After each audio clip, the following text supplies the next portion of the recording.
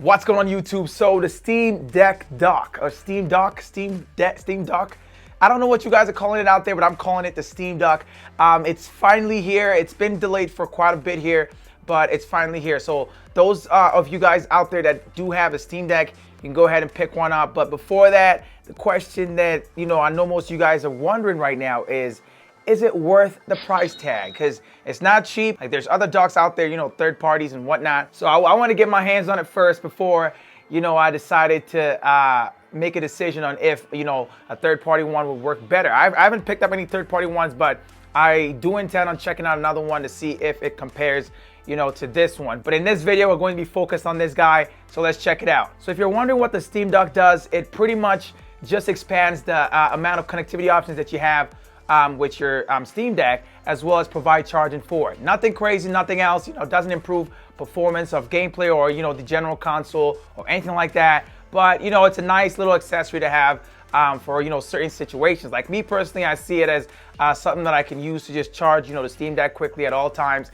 as opposed to always having it just charging, using a direct cable. This way, I can have it connected to a TV as well, or, have it docked to my workstation and then play on a larger screen if I feel like as well. So there's different cases you can use it for. You can also, access, like a USB drive, by connecting it directly to the Steam Dock. Honestly, I don't see it as a must-have accessory for the Steam Deck, but I feel like it's something that if you just want to have, more options, more ways to use your Steam Deck, then you should definitely pick it up. And also, if you're somebody that travels a lot and you end up in hotels and you don't always want to play on the handheld, then you can pick this up as well. There's lots of applications for it. It's up to you to find out how it works for you or if it doesn't work for you, but I don't see it as necessary to have to enjoy using the Steam Deck. So when you buy one of the Steam Deck docks, what you get in there is the docking station itself, as well as a 45 watt USB-C power adapter, just like the one that came or comes with the Steam Deck. So honestly, I see that as kind of redundant, because why would you need another one? And that also increases the cost of the Steam Deck dock itself. And honestly, I'm not a big fan of that part right there. Honestly, I think they should have made it an option so you could pick to go with just the Steam Deck dock, or the dock plus an adapter combo. But this is what they're doing. Now, as for the hardware, it's super compact, lightweight, and easy to bring around with you. You can throw it into a travel bag or just bring it around with you in general, wherever you're going, and designed to match, the Steam Deck accurately. The way it's designed is it's got a cutout on the top side where there's like a molded rubber seat where the Steam Deck will sit in. So that cutout was cut to fit the base or the bottom of the Steam Deck accurately. And that is a problem, because when you have a case on it, because I've got my kill switch case on there, and it barely fits in there. It honestly doesn't fit on there. It just kind of just sits on there, insecurely. I don't feel safe with it on there. There's a USB-C cable that's going from the dock that you then connect to your Steam Deck to, add that connectivity. That USB-C cable is a right-angled cable, and the problem with that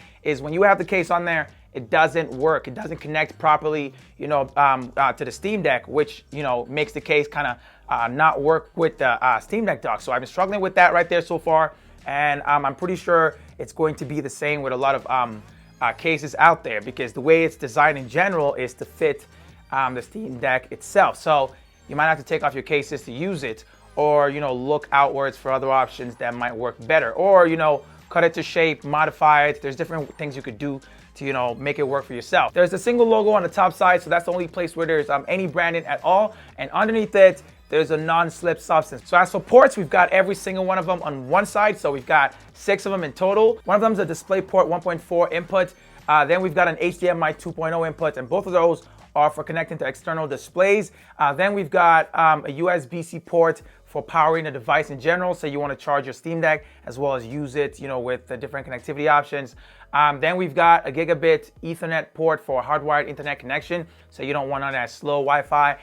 Then we've got 3 USB 3.1 ports, for use with external peripherals, things like, say, a keyboard, a mouse, or a USB device. So you'll first get hit with an update, once you take it out the box and set it up for the first time. Once that's done, then it's an automatic plug and play type of thing. Like, it just automatically scales to resolution. You can get to a maximum of 4K at 60 hertz or 1440p at 120 hertz. So that's the maximum that the dock can push.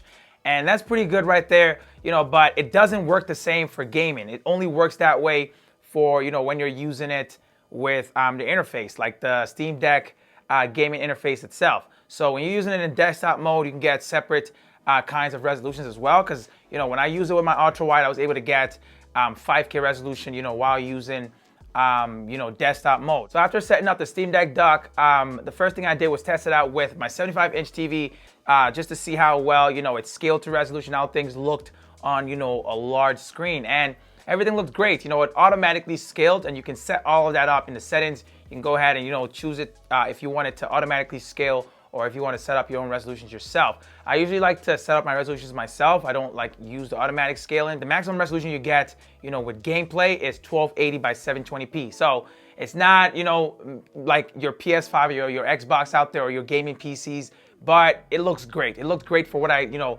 was expecting. I was expecting a lot worse than what it looked like. Still getting my 60 frames per second, you know, playing, you know, an older game like Mad Max, like I would be getting, you know, on the Steam Deck. So the same level of performance, no difference at all.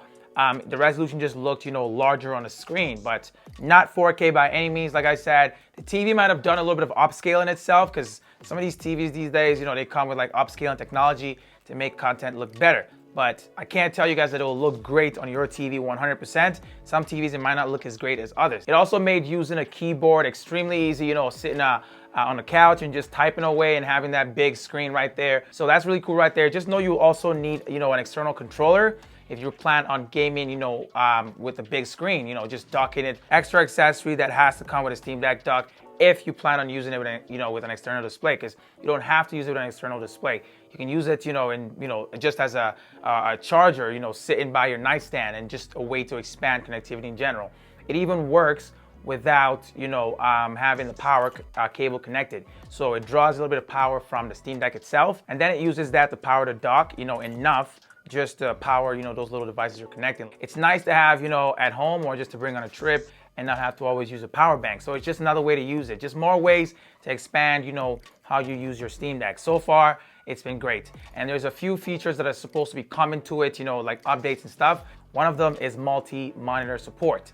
I tried it out with my dual monitor setup, which is a combination of a TV and a portable monitor that I use with my PC, and it did not work. And then I went ahead and tried it out with my ultra-wide monitor to see kind of a picture by picture. So picture by picture is pretty much like having two monitors, splitting one monitor into two. So some monitors have that capability, and the Steam Deck dock still couldn't, you know, work, even though I had both the display port and the HDMI port both occupied. There's also supposed to be AMD's FreeSync support coming, so that's something to look forward to right there. But yeah, pretty much nothing crazy about the Steam Deck dock. You could always go for a third-party provider as well. They've also said it that, you know, the work they've done on the Steam Deck dock, you know, pretty much helps compatibility across anything. On an ultra wide, I would not suggest trying to game, you know, using the deck on an ultra wide. It just doesn't look that good. I don't think there's any support for that yet, unless you plan on using it alongside another laptop. So I decided to try it out on an OLED TV as well, just to see how it would look. And honestly, I think it looked the best on that, but that's generally just because OLED TVs have, you know, way better contrast and stuff like that, that just enhance, you know, overall color perfection and stuff like that. Another reason why it could have looked better on the 48-inch is because it's a smaller TV than, you know, the 75-inch, so less pixels get stretched. There's already, you know, less pixels to work with, so 1280 by 720. Before I check out here, I'd like you guys to let me know down in the comment section what you think about the Steam Deck dock, or if you're gonna be picking up one. For me, I'm loving the Steam Deck dock, but I do plan on checking out some third-party ones just to see how they stack up against this guy. But that's pretty much it for me in this one. If you enjoyed the video, you know what to do. Go ahead and leave a like down below. I will catch you guys in my next video. You already know who it is, man. It's Tommy, and I'm out, y'all.